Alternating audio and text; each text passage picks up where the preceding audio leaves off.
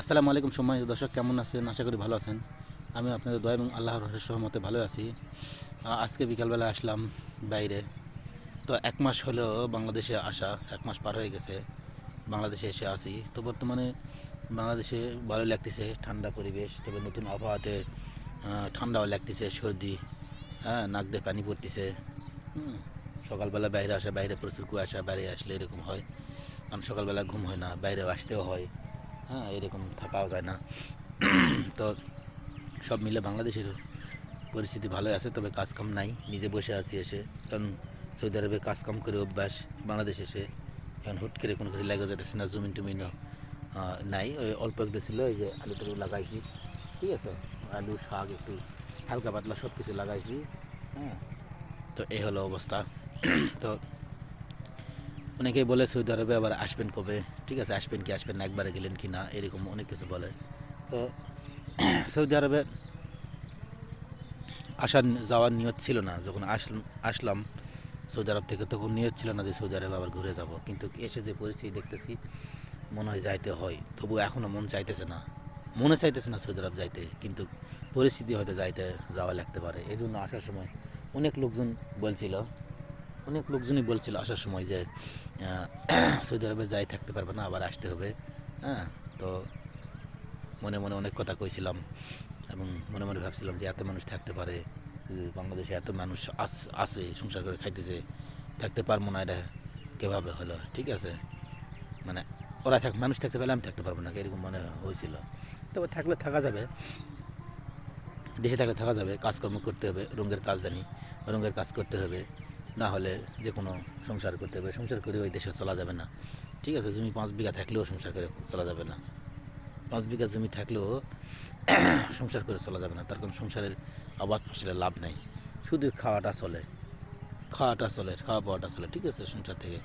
তো ভালো মতো পোশাক চলাফেরা ভালো মতোভাবে চলতে গেলে বা কোনো কিছু করতে গেলে অবশ্যই বাড়তি ইনকামের প্রয়োজন হবে দেশে থাকতে হলে, ঠিক আছে। আবার বিদেশে গিয়েও যদি দেখা গেছে আমরা বিদেশে গিয়ে হয়তো 20-30 হাজার টাকা, 1,000 রিয়ালে বেতনে চাকরি করতেছি। অনেকেই যাইতেছে, এরকম দেখতেছি, 1,000 রিয়ালে বেতন চাকরি করতেছি, হয়তো করেও কিছু করতে পারবো না। ওখানে নিজে চলতে হবে। 1,000 টাকা বেতন পেলে, 1,000 রিয়াল বেতন পেলে 300-400 টাকা নিজের খরচ হবে। দেশে পাঠালে 20,000, দেখা যাচ্ছে 15-20 হাজার টাকা দেশে সংসারে খরচা যাবে। যদি আপনার সংসারে যদি ছেলে মেয়ে থাকে, লেখাপড়া করান, একটা ছেলে একটা মেয়ে বা ছেলে মেয়ে দুটো এরকম যদি থাকে, তো দেখা গেছে এই লেখাপড়া করাতে আর বাসা খরচ করতে 20,000 টাকা কিছুই হবে না, 20,000 টাকা দিয়ে কিছুই হবে না, এরকম পরিস্থিতি। এরকমই অবস্থা বর্তমান দেশের। তো দেশে থাকেও যা, বিদেশে থাকেও তা। বিদেশে থাকে একমাত্র কোনো কিছু করার মতো হলে সেটা হচ্ছে বেতন বেশি হতে হয়, ভালো চাকরি হতে হয় বা ভালো ইনকামের সোর্স হতে হয়। এই কাম না জানা, কাম না জানি বিদেশ যাওয়া, বা আপনার হঠাৎ করে বিদেশ যাওয়া, ভাষা না জানা, হ্যাঁ, কোনো যোগ্যতা নাই, ভালো কোনো কোম্পানিও ছাড়া ফ্রি ভিসা কাম না জেনে যাওয়া। বিশ্বাস করুন, কাম না জেনে ফ্রি ভিসাতে গেলে মাসের ভিতরে অর্ধেক দিন বসে থাকা লাগবে। আমাদের নিজের চোখে দেখা, কতক লোক নিজের খাবারের টাকা জোগাড় করতে পারতেছে না, ঠিক আছে, এই কাজ না জানে সৌদি আরবে ফ্রি ভিসাতে যাওয়ার কারণে। বা অনেকে কোম্পানি দেখেছে, কোম্পানি পায়নি, পরে নিজের এলাকার লোকজন দেখে চলে আসে যারা ফ্রি ভিসা থাকে সেখানে। দেখবেন কোম্পানি হোক, যে সাপ্লাই হোক, যে জায়গায় যাক, যাওয়ার পরে যদি ধরা খায়, কাজকাম যদি না পাই, কোনো কিছু যদি খুঁজে না পাই, তাহলে কী করে, এলাকার কোনো লোকজনের কাছে যায় যারা ফ্রি ভিসা থাকে, তাদের কাছে গিয়ে রুমে থাকে। এখন এরকম খাবার টাকা জোগাড় করতে পারতেছেন, এরকম বহুত লোক আমরা দেখছি। তারপর হয়তো আপনারা করবেন যে তাহলে আবার আপনি বিদেশ যাইতেছেন কে? কারণ যাইতে হবে। আমরা কাজকাম জানি কিছুটা, নিজের পেটের ভাত করে খাওয়া যাবে। 5 বছর থাকছি, সংসার চলছে, নিজেও চলছি, কিন্তু কিছু করা পারিনি।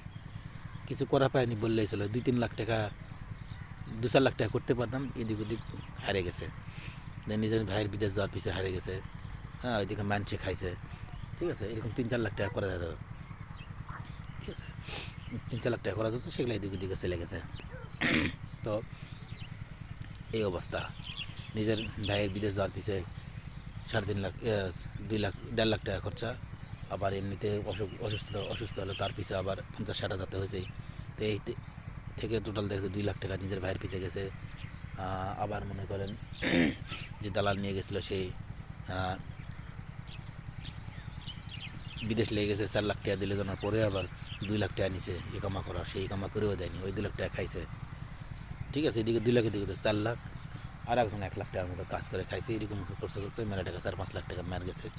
এভাবে নিজে চলছি, এই করতে করতে 5 বছর গেছে। ঠিক আছে, তো এইভাবে যাই, বহুত লোক এরকম দেখছি যায় বসে থাকে।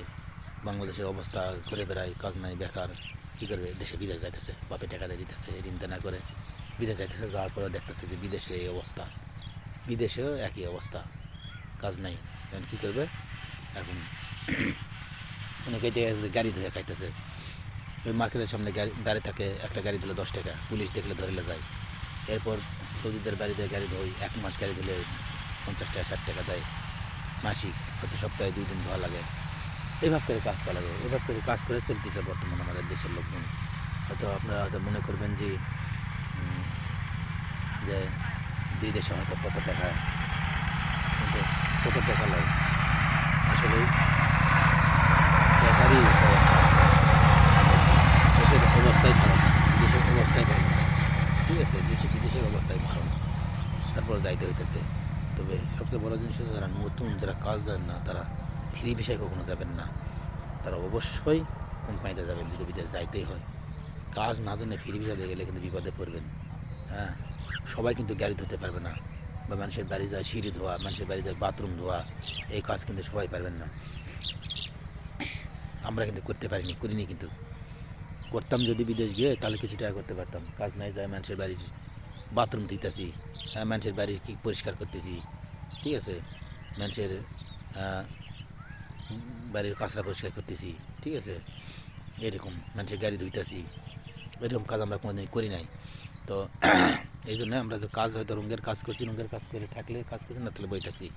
কিন্তু যারা কোনো কাজ জানেন না, আবার দেখা গেছে এইসব কাজ করতেও পারবেন না, তারা বিদেশ না যায় ভালো। হয়তো বলবেন যে আমরা কাজ শিখছি থেকে, আমাদের যে দালাল নিয়ে গেছে, টাকা পয়সা ম্যার দিছে, আকামা দেয়নি, সবই ঠিক আছে, কিন্তু তার কাছে 1 বছর ছিলাম, রঙের কাজ শিখছিলাম বিদায় বাইরে এসে করতে পারছি। হ্যাঁ, একটা জিনিসের উপকার, অসুবিধা হলে একটা জিনিস সুবিধা আছে, সেটা হচ্ছে সে কাগজপাতি দেয়নি, টাকা পয়সা মেরে খাইছে, কিন্তু তার কাছে থেকে কম শিখতে পারছি বিদায় 5 বছর টিকতে পারছি না। তো ভাতও পাইতাম না, ভাত কি জন্য পাইতাম না, আরও আগে 5 বছর আগে চলে আসা লাগতো, কি জন্য ভাত পাইতাম না। আমরা এই গাড়ি ধোয়া কাজ, বা মানুষের বাড়ির বাথরুম ধোয়া, রান্নাঘর ধোয়া, মেজা ফ্লোর পরিষ্কার করা, ফ্লোরের মেজা মশা, এসব কাজ করতে হয় বিদেশে। এসব কাজ আমরা করতে পারতাম না। ঠিক আছে, করতে পারতাম না বিদায় বিদেশ থাকতে পারতাম না। তো ওই জায়গায় থেকে, ওই বাটপাড়ের কাছে থেকে কাজ কিছুটা হলে শিখা হয়েছে, শিখার কারণে বাইরে গিয়ে করে খেতে পারতেছি। তো আপনারা যারা নতুন, যারা বিদেশ যেতে চান, তারা অবশ্যই কাজ জেনে যাবেন। ঠিক আছে, বা কাজ না জানতে কোনো কোম্পানিতে যাবেন। হ্যাঁ, তাহলে ভালো হবে। তো সবাই ভালো থাকবেন, সুস্থ থাকবেন। আসসালামু আলাইকুম।